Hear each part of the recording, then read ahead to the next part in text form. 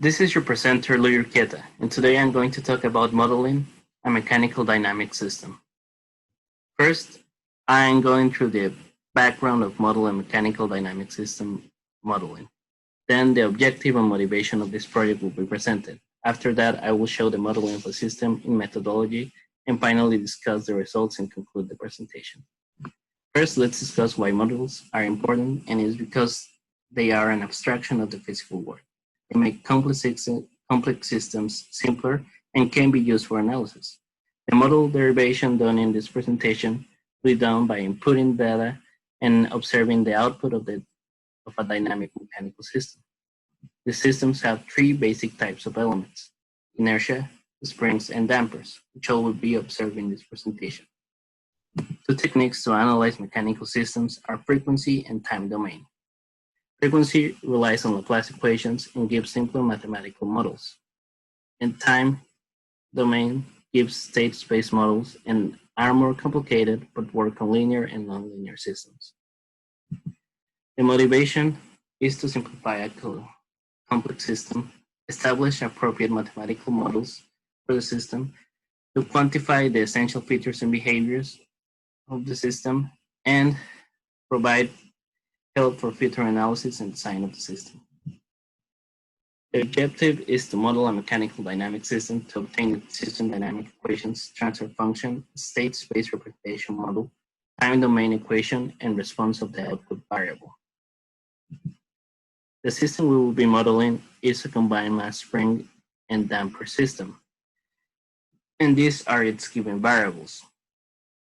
The assumption for these systems are that it is a rigid body mass, it's an ideal spring and damper, it has a fixed wall and floor, there's an ideal gear, and that it is at equilibrium, making initial conditions equal to 0. The input will be torque, and output will be the displacement of mass 1. The system has two main inertial elements, the mass and the gear. So out of those, we'll make our free body diagrams. The free body diagram of the mass has three forces acting on it: the spring force, the damper force, and the force created by the gear. First, we will unite the spring and series to combine the spring forces, and then, using Newton's law, we will set our dynamic equations where the summation of forces is equal to the acceleration of the mass. Then, we analyze the gear that has a rotational motion. So Euler's law is applied to get our second dynamic equation. We also combine the dampers in parallel by adding them. And we got our equations of motion that will help us as we do frequency and time modeling. First, we start with frequency domain modeling by applying Laplace transformation to both of our equations. The assumption that equilibrium comes in handy here because it simplifies the Laplace process by only leaving displacement as function of s and get rid of the initial conditions. The Laplace equations are then combined to obtain the transfer function, having displacement of the mass as output and torque as input. For time domain, the dynamics equations are brought back to create the state space model representation. But first, the state variables must be established. x1 will be displacement and x2 will be equal velocity. That will make our state variable x1 equals velocity, that is equal to x2, and our x2 state variable equal to acceleration. For output equations, the common variable used is y. So y1 and y2 will be used. y1 will be set equals to x, that is x1, and y2 will be equal to x2. To facilitate, this is done in order to facilitate the state space model equation.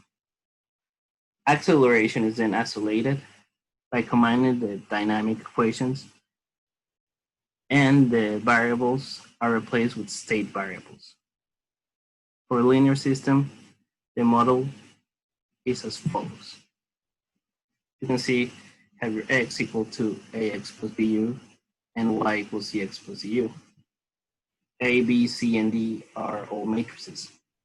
And here we set them up with x1 and x2 equal equal to that matrix, and you see that x1 is equal to x dot equal to x2, so there's going to be a 0 and a 1. And for x2, the state variable x2, we're going to have that whole equation. So for x1, we have r times kq over j over r minus rm1. And then we can continue with those and obtain this equation right here. For the output variables, we have y1 equals x equals x1 and y2 equals x dot equals x2. And that gives us these matrices. Then we obtain the time domain equation. The time domain equation. In this case, it is a step response, and the equation will be how the output reacts with respect to time. So time response and shear input are multiplied, and then an inverse Laplace is done to get the output as a function of time. The inverse Laplace was done in MATLAB. Then the step function graph was also done in MATLAB. For coding, check the appendices. For results, we obtain the system dynamic equations,